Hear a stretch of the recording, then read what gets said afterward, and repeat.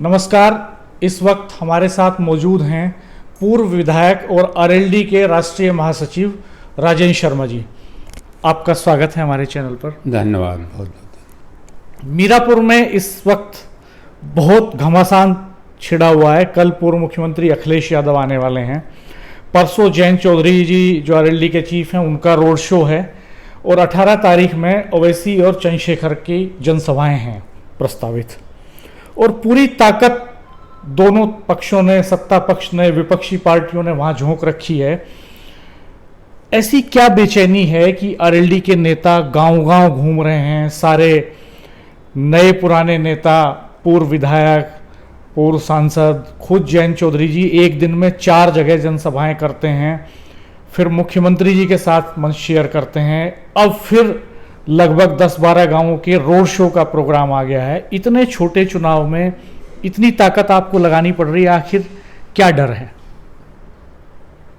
नहीं, डर नहीं कि एक तो जनता से संपर्क करना तो हर तरह से नेता के लिए बहुत अच्छी बात है।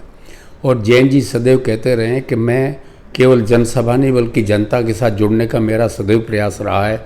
मैं जो समझता हूँ कि ये चुनाव एक तो क्योंकि आरएलडी अकेली सीट गठबंधन से लड़ रही है, हम सब लोगों की चुनौती का चुनाव है। इसलिए हर कार्यकर्ता को, नेता को, और राष्ट्रीय अध्यक्ष जी तो बहुत वहाँ भाई सभा भी किए, लोगों को बराबर वहाँ जुटा भी रहे हैं। तो ये उनका प्रयास तो मेरी राय में सराहनीय प्रयास है। हर बड़े नेता को जनता से सीधा जुड़ना चाहिए।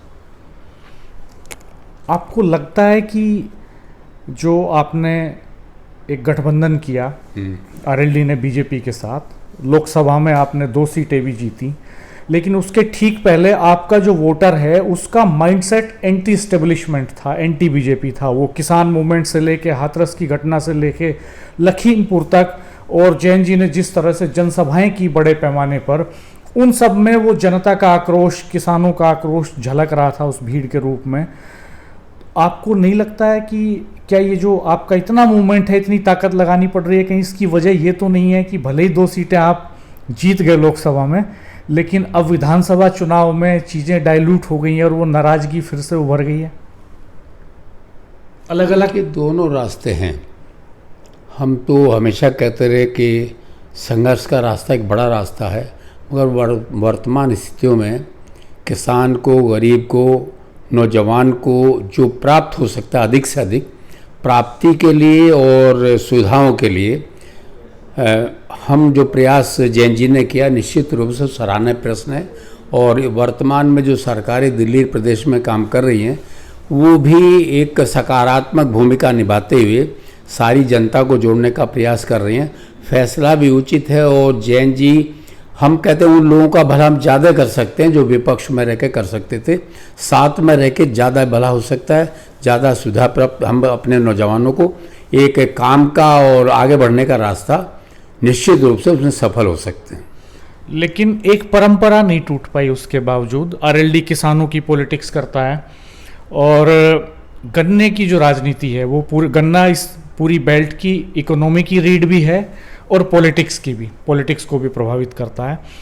ये परंपरा नहीं टूट पाई कि कोई सरकार गन्ने का भाव मिले चलने से पहले घोषित कर दे। आप पुराने नेता हैं इस बेल्ट के और गन्ने का इशू आपको मैंने लगातार उठाते हुए देखा है, मंचों से किसानों के बीच में बात करते हुए देखा है। आखिर ऐसी क्या मजबूरी फंसी कि आचार संहिता लागू होने से पहले आरएलडी जो है वो सरकार पे ऐसा प्रेशर बिल्डअप नहीं करा पाया कि वो गन्ने का भाव पहले घोषित हो जाता, बढ़ जाता और उसका माइलेज आपको इलेक्शन में मिलता? भुगतान को लेकर 3-3 जगह किसानों के धरने प्रदर्शन पैरेलल चलते हैं। शामली मिल को लेकर के लगातार चलता है, भड़ल में धरना चलता है, मेरठ कमिश्नरी पे किसान धरना देते हैं, मलकपुर मिल को लेकर परेशानी है किसानों के बीच। देखिए, शामली मिल पर खुद जैन जी, मैं उनके साथ भी गया था और जैन जी खुद धरने पर बैठे। उनके व्यवस्थापकों से बातचीत हुई और उन्होंने आश्वासन दिया कि हम शीघ्र ही अपनी जो चीनी हमारी पड़ी सारी बेच करके आधा भुगतान अभी करेंगे, शेष बाद में करेंगे। और आपने जो पूछा, मैं ये कह सकता हूँ कि समझौते के बावजूद भी हमारी पार्टी चौधरी चरण सिंह के सिद्धांतों पर किसान के हक और हकूक़ के लिए और मजदूर के हक के लिए बराबर उस लड़ाई को, सिद्धांतों को लड़ना चाहिए। और हम सत्ता के साथ रहते हुए उन सवालों को बराबर प्रेशर सरकार पे बनाए हुए हमें आशा है कि हम उसमें सफल होंगे। आपको लगता है कि विपक्ष में रहते हुए जो जनता का समर्थन था उसका दबाव ज़्यादा था, या अब सत्ता में रहते हुए आप ज़्यादा दबाव बना पा रहे हैं जनता के लिए?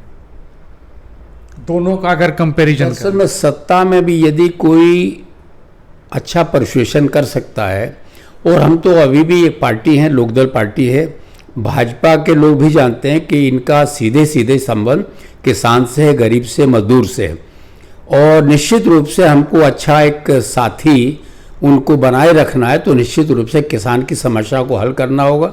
और जो जैन जी ने कहा था कि हम गन्ने का मूल्य 400 रुपये दिलवाएंगे, ये प्रयास बराबर है कि गन्ने का मूल्य 400 से ऊपर हो। हम तो कहते रहे कि लागत के अनुरूप गन्ने का मूल्य दो, हर फसल का मूल्य दो। आज भी किसान चाहे गन्ना बोता हो, चाहे गेहूं बोता हो, चाहे सब्जी की खेती करता हो, चाहे फूलों की करता हो, हर क्षेत्र में किसान को अच्छा दाम नहीं मिल रहा है। आपको लगता है कि जिस तरह से मंच शेयर किया जैन जी के साथ मुख्यमंत्री योगी जी ने, दोनों नेता जब एक मंच पे थे तो जैन जी भाईचारे की बात कर रहे थे, वहाँ पर गन्ने की बात कर रहे थे, लेकिन योगी जी गन्ने के इशू को बाईपास करते हुए चले गए। उन्होंने मोरना मिल के विस्तारीकरण से तो जोड़ा, उन्होंने कहा कि हमने छपरोली से शुरुआत की, छपरोली कॉन्स्टिट्यूंसी में रमाला मिल पड़ती है, तो मुख्यमंत्री ने ये तो कहा कि छपरोली से हमने विस्तारीकरण शुरू किया है। और चौधरी साहब भी लगातार ये कह रहे हैं कि साहब मोरना मिल की जो क्षमता वृद्धि है उसकी पैरवी लगातार चंदन चौहान जो अभी विधायक थे मीरापुर सीट से और अब सांसद हैं बिजनौर के, कि वो मुझसे बार बार एक बच्चे की तरह लड़ रहे थे और स्ट्रगल कर रहे थे, उन्होंने बहुत कोशिश की है इसके लिए। मैंने इकरा हसन को सुना, समाजवादी पार्टी के कई नेताओं को सुना, वहाँ उन्होंने कहा कि मोरना मिल का तो क्षमता विस्तारीकरण हुआ ही नहीं, इस सरकार को 7 साल का समय मिल गया, अब तक योगी सरकार उस मिल का क्षमता विस्तारीकरण नहीं कर पाई। आपको क्या लगता है ये जो मुद्दे हैं, बेरोजगारी का सवाल हो, गन्ने का सवाल हो, महंगाई का सवाल हो, या जो बटोगे तो कटोगे जैसे नारे हैं, क्या ये अपीलिंग नारे हैं? क्या इनका जनमानस पर कोई प्रभाव पड़ रहा है? इस नारे पर तो मैं कुछ नहीं कहना चाहूँगा, मगर ये सच्चाई है कि हमने अटल बिहारी को देखा, उनको सुना भी है, और एक बार तो बहुत करीब से देखा, हमारे काली में NS काली में आए थे। वही भाजपा आज भी भाजपा है, मगर हमारा निश्चित मत है कि सारे समाज को जोड़े बिना, भारत तो कौमी एकजाति का देश है, और समाज को तोड़ने से इस समाज का ही नहीं देश का नुकसान होगा। तो जैन जी आज भी इस राय के हम सर्व समाज को, सबको साथ लेकर के चलें, और सर्व समाज से ही देश का और समाज का भला है, और यही मेरी राय में जैन जी की भी राय है। चौधरी चरण सिंह के सिद्धांत और उसूलों से पार्टी एक कदम भी, एक इधर उधर भी होने वाली नहीं है। उनके कदमों, उनके आदर्शों और उनके मूल्यों के साथ चलेगी, जब हम किसी दल के साथ भी समझौते पर रहें। इस कॉन्स्टिट्यूंसी में शायद 112 या 17 गांव हैं, और 50 से ज़्यादा गांव हम और राजेश जी घूम चुके। लगातार हम ग्राउंड पे हैं, लोगों के बीच जा रहे हैं, अलग अलग कास्ट, अलग अलग रिलीजन के लोगों से हमने बातचीत की, और इस बातचीत में एक सवाल ये उभर के आया है, ख़ास तौर पे मुस्लिमों के बीच से, कि हमने जब पिछली बार वोट दिया था तो बीजेपी के खिलाफ RLD के कैंडिडेट चंदन चौहान को दिया था, समाजवादी पार्टी के साथ गठबंधन था, और अब सिनेरियो चेंज हो गया है, तो अब हमारा माइंडसेट, हमारा मन उस हिसाब से बदल रहा है, हम RLD के साथ नहीं हैं। तो क्या आपको लगता है कि एक जनाधार कहीं खिसका है RLD का? देखिए, जो हमारा प्रत्याशी मित्रेश जी को मैं व्यक्तिगत जानता हूँ, वो पहले भी 2 चुनाव लड़ी, एक जीती, एक हार गई। उनके प्रति लोगों की एक शरीफ महिला है, समझदार महिला, मेहनती महिला है, आम आदमी की भावना उनके साथ जुड़ी है, और लोकदल का जो मुस्लिम वोटर है आज भी बहुमत में लोकदल के साथ है। मेरा भरोसा है कि लोकदल के को सही मायने में समझते हैं, और इस गठबंधन के साथ भी हमारे साथ मुसलमान वोटर भी, हमारा किसान वोटर जो मुसलमान है वो हमारे साथ वोट करेगा। शुरू में ये भी सवाल उठे कि बीजेपी से उधार लेना पड़ा प्रत्याशी, हालांकि चौधरी जयंत जी ने ये क्लैरिफिकेशन दिया जब वो आए, हम उनकी सभा कवर करने गए थे, तो वहाँ उन्होंने ये कहा कि ये मेरी कैंडिडेट नहीं है, चौधरी अजीत सिंह जी की कैंडिडेट हैं। 2009 में उन्होंने इनको कैंडिडेट बनाया था। लेकिन ये भी सबको पता है कि मिथिलेश जी बाद में बीजेपी चली जाती हैं, और तब चली जाती हैं जब आरएलडी उनको लगातार चुनाव लड़ाता है। बहुत कम नेताओं को इतना मिलता है किसी भी दल से जितना उनको मिला, फिर भी वो चली जाती हैं और फिर कंफर्टेबली वापस भी आ जाती हैं। तो क्या पार्टी अपना कोई कैडर, अपना कोई लीडर इस बीच में ऐसा खड़ा नहीं कर पाई कि जिस पे लगता कि इस पे भरोसा जताया जाता, इस पे दांव लगाया जाता, वो भले ही किसी भी जाति से होता, भले ही किसी भी धर्म से होता, लेकिन क्या आरएलडी के सामने ये क्राइसिस है कि अपना पार्टी कैडर खड़ा नहीं हो पा रहा है? क्या उस पार्टी कैडर में निराशा नहीं होगी इस फैसले से जो लगातार लड़ रहा था पार्टी के लिए? देखिए, आपने चौधरी अजीत सिंह जी की चर्चा की। मैं उस चुनाव में उनके साथ गया था, भोपाल में बड़ी भारी सभा हुई थी, और मुझे ऐसा महसूस होता है कि अजीत सिंह जी इस महिला को सैद्धांतिक रूप से सोच के रूप में बहुत पसंद करते थे। और जब पार्टी ने टिकट घोषित किया, 3 दिन पहले मेरी दिल्ली से मैं इनसे बातचीत हुई, उसने यही कहा, भाई साहब मैं ठीक है, मैं उधर गई, मगर मेरी भावना, मेरा सोच हमेशा चरण सिंह के सिद्धांतों के प्रति समर्पित रहा है। मैं उस समय भी लोकदल में थी, आज भी लोकदल में हूँ, और मैं निश्चित रूप से लोकदल की राय के अनुसार ही आगे भविष्य में चलूँगी। तो पार्टी ज्वाइन कर उनको टिकट दे दिया। वर्तमान परिस्थिति में बहुत सी कारण होते हैं, आदमी को दल इधर उधर। ज्वाइन तो उन्होंने बाद में किया है, पहले उनका टिकट घोषित हो गया और उनकी ज्वाइनिंग बाद में होती है। वो आरएलडी के दफ्तर में पहुंचती है मुजफ्फरनगर, तब उनकी ऑफिशियली ज्वाइनिंग। वो शायद इजरे के जिला था, मगर उसने ज्वाइन, और 3 दिन पहले लोकदल कार्यालय मुझे खुद मिली, मेरी बात उनसे हुई। मैं कहा आप तैयार? कहा हाँ मैं तैयार हूँ, मैं लड़ूंगी, आप लड़ाएंगे। तो इसलिए वो ऐसा नहीं है। कई लोग, मैं बहुत से लोगों को जानता हूँ जो कम्युनिस्ट पार्टी में रहे, फिर कांग्रेस में आ गए, दूसरी पार्टी में से। विचारधारा तो उनके कम्युनिस्ट ही रही। मैं सोशलिस्ट पार्टी से शुरुआत अपनी की। आज भी मैं बेझिझक कहता हूँ, मैं आज भी समाजवादी हूँ और लोहिया के विचारों का पोषक हूँ। तो इसलिए हो सकता है ये सब चीज़ें परिस्थिति अनुसार हो जाती हैं, मगर वो स्वयं जो सोचती है कहती हैं, और वो एक बड़े स्पष्ट और सीधे विचारों की महिला है। मैं समझता हूँ इस कारण से भी वो चुनाव जीतेंगे, वोट उनको मिलेगा। हमारे साथ वरिष्ठ पत्रकार राजेश शर्मा जी भी मौजूद हैं, तो मैं चाहूँगा आप भी कुछ सवाल करें। आपने इस पूरी बेल्ट में लगातार रूरल एरियाज इश्यूज़ को कवर किया है। शर्मा जी, जब 2024 का चुनाव था तो चुनाव से पहले पश्चिम उत्तर प्रदेश में बड़ा आंदोलन था, तो ये लग भी रहा था बीजेपी को कि अगर ये आंदोलन शांत नहीं हुआ तो उसका नुकसान बहुत ज़्यादा चुनाव में हो सकता है। तो क्या आरएलडी से इसलिए गठबंधन किया है कि जो आंदोलन का जो विरोध था कि विरोध शांत हो जाए? अब हम देख रहे हैं कि आरएलडी भाजपा में शामिल है, बागपत और बिजनौर सीट भी मिली, लेकिन जो किसानों का मूवमेंट था, हमें लग रहा है कि जब पेराई सत्र शुरू हुआ तो किसान एकदम बिल्कुल सख्त पकहाक में खड़ा हुआ है, विरोध भी नहीं कर रहा। तो क्या गठबंधन विरोध रोकने के लिए हुआ था या वास्तव में किसानों की समस्या का समाधान करने के लिए हुआ था? आपने खुद ही उत्तर दे दिया।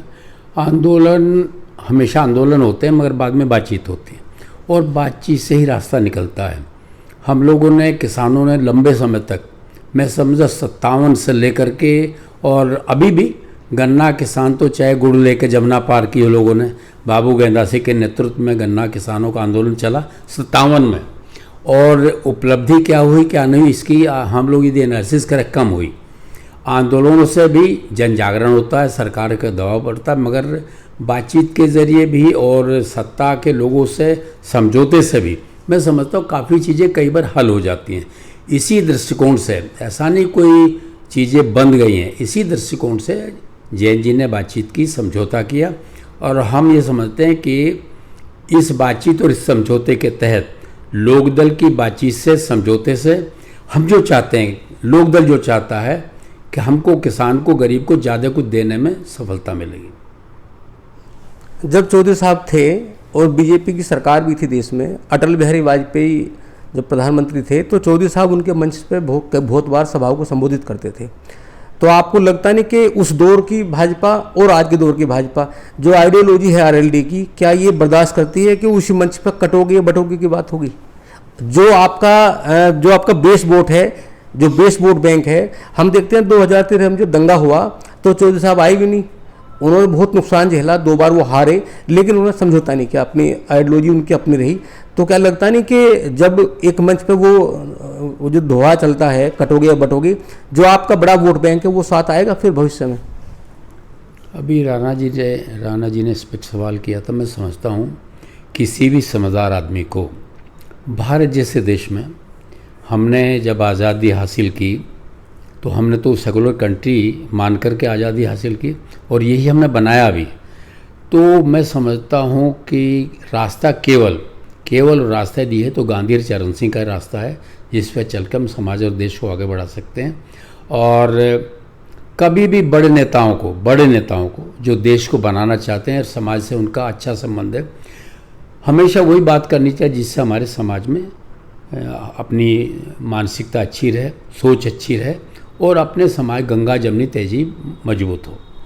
डॉक्टर साहब, आपको क्या लगता है नतीजा क्या होने जा रहा है? बहुत कम वक्त बचा है, 20 तारीख को मतदान हो जाएगा।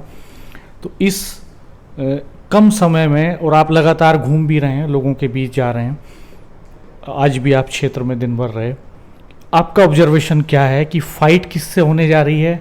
हार जीत का अंतर कितना होगा?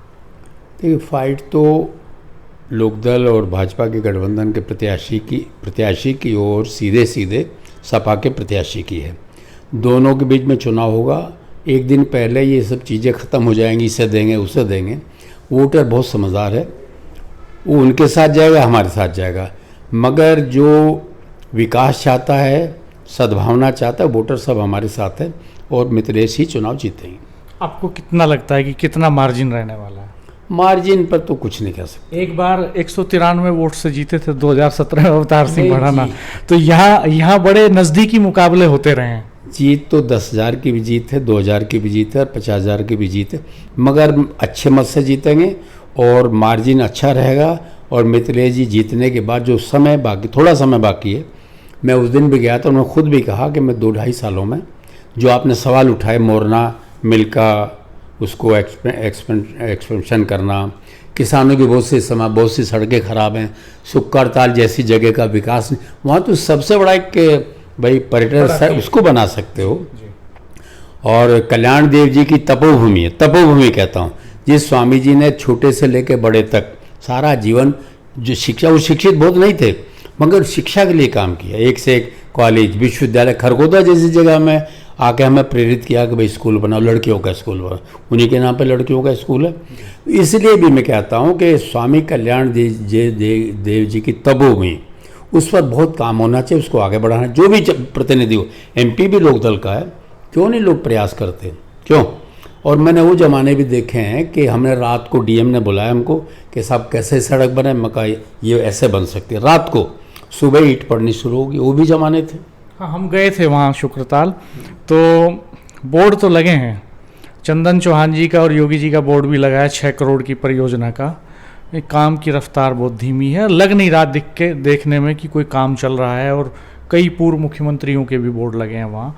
तो ये बात बिल्कुल सही है कि हालांकि मुख्यमंत्री योगी आदित्यनाथ ने मंच से जब अपने भाषण की शुरुआत की तो वो शुक्रताल से ही शुरू करते हैं, लेकिन इसके बावजूद भी ग्राउंड पे आते आते अगर काम नहीं होता है तो ये निश्चित तौर पे बड़ा सवाल है। देखिए, मेरठ या वेस्ट में भी जब कोई बड़ा नेता आता है, चाहे प्रधानमंत्री भी आते हैं, वो चौधरी चरण से अपना भाषण शुरू करता है, मगर चौ साहब की भावना को कितना काम हो, ये भी विचारणीय प्रश्न है। मेरठ को क्रांति धारा कहते हैं, मगर इस क्रांति धारा में कितने काम हुए, ये विचारणीय प्रश्न है नहीं? तो मैं ये कह रहा हूँ कि आपने गन्ने की चर्चा की, मलकपुर मिल पर परसों 2 दिन का पेमेंट हुआ, 2 दिन का। 2 दिन के पेमेंट में किसान तो 2 दिन के पेमेंट तो बाजार में वैसे ही खा जाएगा, ये तो प्रेस में उसमें चला जाता है। किसान भी भाई ठीक ठाक रहना चाहता है, तो 2 दिन का पेमेंट कोई पेमेंट नहीं होता, ऐसा जैसे किसी ने रूंगा दे दिया हो। तो पेमेंट कम से कम जब हो 15 दिन का हो, निश्चित समय पर हो। ये खामियां कमियां हैं, लोकदल इसके लिए प्रधान मुख्यमंत्री से मिलेगा भी, कोशिश भी अगर हम जैन जी से भी बात करेंगे, कम से कम पेमेंट सही समय पर हो। मिल के ये कोल्हू आज भी चल रहे हैं, क्रशर आज भी चल रहे हैं, तो उसमें तो नुकसान उनका भी होता है, किसान का भी होता है, उनका भी होता है। तो इसलिए जो व्यवस्था करें, और मैं जो 50 साल का मेरा अनुभव है, 50 साल का, मैं 67 में हिंदी आंदोलन की जेल गया था। कितने साल हो गए? 23, हाँ 67, तो 67 मैंने 33 और 24 57 साल हो गए। तो 67 से मैं बराबर जो सोच रहा हूँ कि अब बहुत समय नहीं रहेगा, नेताओं को, सरकारों को सोचना पड़ेगा कि नारों से नहीं, भाषण से नहीं, अब काम से ही काम चलेगा। और ये जनता बहुत जागरूक है। हमको यदि देश को बचाना, लोकतंत्र को बचाना है तो काम तो करने ही होंगे, करने चाहिए। काम से ही काम चलेगा। 57 साल का राजनीतिक अनुभव और पुराने नेताओं की ये खास बात है आज भी कि वो उनकी वो जो अपनी कमजोरियां होती हैं, अपने दल की कमजोरियां होती हैं, उनको भी बड़ी साफगोई से स्वीकार करते हैं, खामियों को दूर करने की बात करते हैं। और एक नए दौर के जो नेता हैं वो दरअसल जो खामियां हैं और जो रियल पक्ष है उसको साइन आउट कर देते हैं और उजले पक्ष पर ही बात करते हैं। आपका बहुत बहुत धन्यवाद कि आपने सारे पहलुओं पे बात की, बारीकी से सारे इश्यूज पे बात की, हमें समय दिया। बहुत आभार आपका। आपका भी धन्यवाद। और मैं इसलिए भी धन्यवाद देना चाहता हूँ, जो मैंने आपके चैनल को देखा, जिस तरह से आपने एक कॉन्स्टिट्यूंसी न केवल चुनाव के लिए बल्कि उसकी समस्याओं को भी अपने चैनल पर उजागर किए। मैं दोनों साथियों को और आपके और साथियों को भी धन्यवाद देता हूं। और मेरी इच्छा है कि ऐसा चैनल गांव-गांव फैले, गरीबों के बीच में जावे। और जो चैनल और अखबार काम नहीं कर रहे हैं वो काम आप कर रहे हैं, ये चैनल आगे बढ़े। मेरी ये शुभकामना आपको। आपका बहुत धन्यवाद। दोस्तों चैनल को सब्सक्राइब कर दीजिएगा, कमेंट बॉक्स में अपनी रिएक्शन जरूर दीजिएगा। आपके कमेंट्स बहुत वैल्यूएबल होते हैं, हमें पता चलता है कि आप क्या सोच रहे हैं उन मुद्दों पर जिन पर हम जमीन पर काम कर रहे हैं। जो सवाल हम उठा रहे हैं उनसे आपकी कितनी सहमति और असहमति है, और एक नया वीडियो तैयार करने में, नया कंटेंट तैयार करने में हमें इससे मदद मिलती है। आप वीडियो को शेयर कीजिएगा, चैनल सब्सक्राइब कर दीजिएगा, बेल आइकन प्रेस कर दीजिएगा, नोटिफिकेशंस ऑन करके ऑल कर दीजिएगा। धन्यवाद, नमस्कार।